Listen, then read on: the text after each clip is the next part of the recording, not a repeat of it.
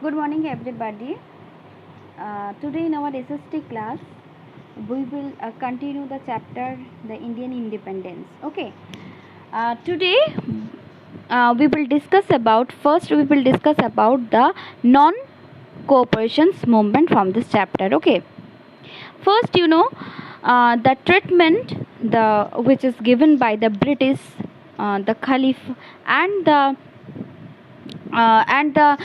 the incident which has happened in the Jallianwala Bagh, which is create a huge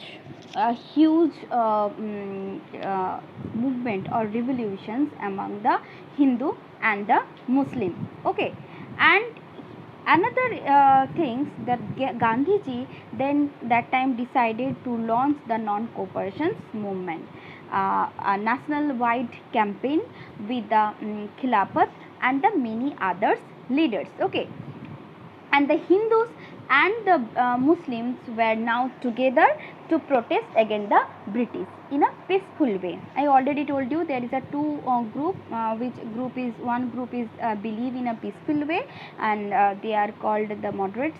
And you know that Gandhiji one of the important moderate leader, and he was called all the peoples among the in India to protest against this rule, and against the Britishers. Okay, and under the non-cooperation movement, peoples of India decided to surrender the title and the honor which is given by the British, and boycott the elections and the government functions, and adopt Swadeshi products, or boycott all the foreign products. Okay, and boycott the government school, colleges, court, office, etc. Okay, also men and women from all over India, they are supported this movement. Many famous leaders, they and the teachers, they and others, they who are the involved in the educational institutions, gave away their title and the jobs to join this movement. After that, Gandhiji had always emphasized that the movement should be peaceful. But in that time, some angry mob attacked and burned up police stations, where 22 police were killed in this incident. This incident happened in the place of Chauri Chaura, which is located in Uttar Pradesh. Okay, and Gandhiji, in this incident, Gandhiji was so shocked and he by this violence, and he withdrew this movement. So this is all about the non-cooperation movement. Now the next topic is Simon Commissions. Okay, what is the Simon Commission? First, the British government was finding it's difficult in this time. All that movement happened during this time. So the British are the thinking that how they're supposed to control this all this movement, and how they control the law and order situation in this country. So they appointed Sir Simon in 1927 to the head of a commission to make some changes of this and of this administrations of India, and reform a new administrations in India. Okay, after that, the Indian National Congress boycott these commissions, as there were no Indian representative in these commissions. Okay, there is no any Indian representative in this commission. Only the Britishers are there, and the head of this commissions was Mr. Simon. Okay, but when the Simon came to India, the protester shouted a slogan that Simon go back. Okay, Simon go back. This is the slogan which is the protester of India, they are shouted. Okay, so this is all about the Simon Commission. Next we will discuss the Purna Swaraj. Purna Swaraj means in the December 1929, the Congress passed a resolutions and they demanded the complete independence or the Purna Swaraj from the government. Okay, British government. And Pandit Jawaharlal Nehru was elected as the president of this of the Congress. And the Congress also decided that 26th January would be observed as the Independence Day all over the country every year.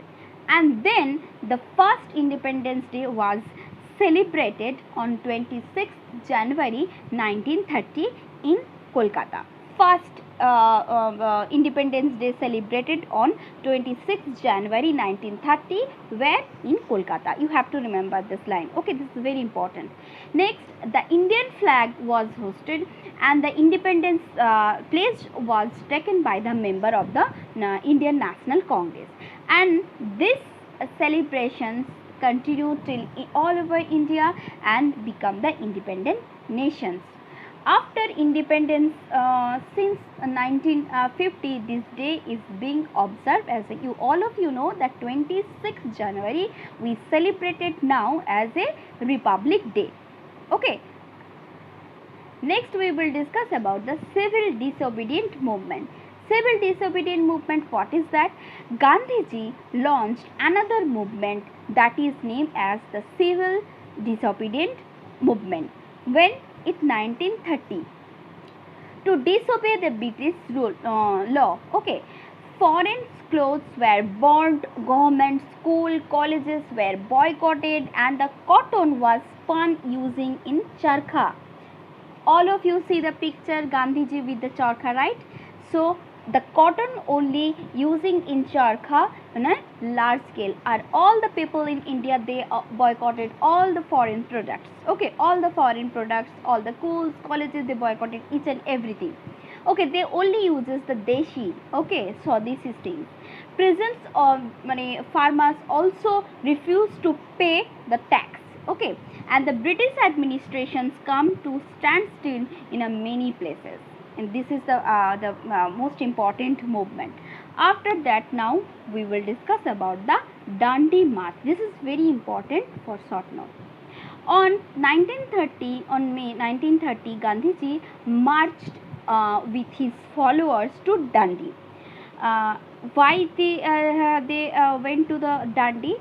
Because to protest against the tax which is imposed by the British on making of salt. On making of salt, India have to give the tax to the Britishers, but this is not acceptable, right? Gandhiji broke this law by the preparing salt at Dandi. Okay, Gandhiji, Dandi is the name of a place. Gandhiji and many of his followers were arrested for this incident. Okay, and the movement led by the Indian National Congress also declared illegal by the government. Okay, and jails were packed everywhere because all the peoples are in the jails right now who are the protester of this of this Dandi March. Okay, the civil disobedient movement is also come to an end in the 1934. Okay, the next topic is the Government of Indian Act. Okay, here the British government announced the Government Indian Act in August 1935. What is this law? According to according to this law, Indians were promised more participations in the administration. Understood? What are the Congress first demanded? That government should hire Indian people into the higher positions of in the administrations.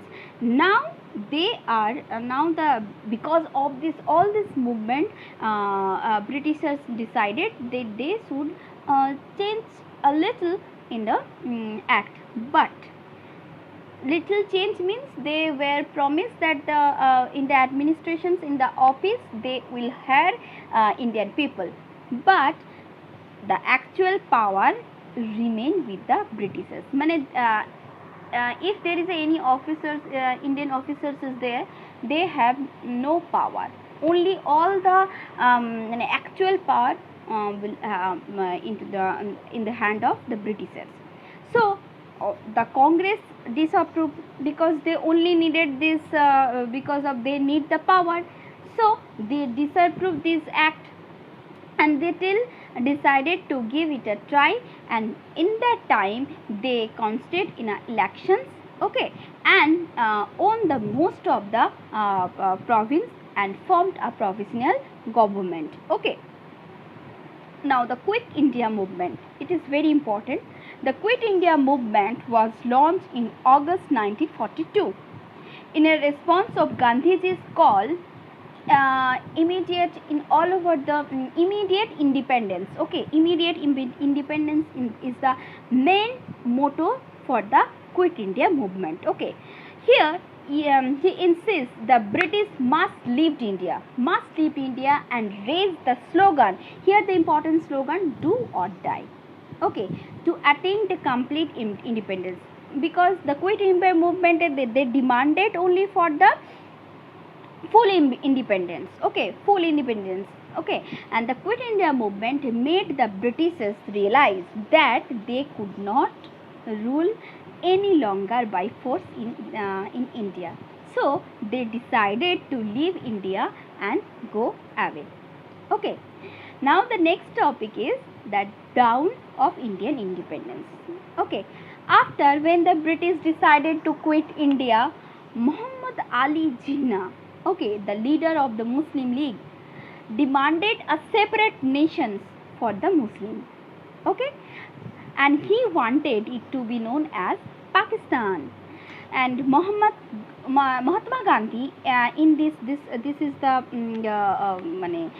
another demand, but Mahatma Gandhi did not approve this idea, because he always want or wish that Hindu Muslim are always stays together, okay, in a unity, and that's why he did not support this idea, and he showed his disagreement by fasting, but in vain. This is not successful.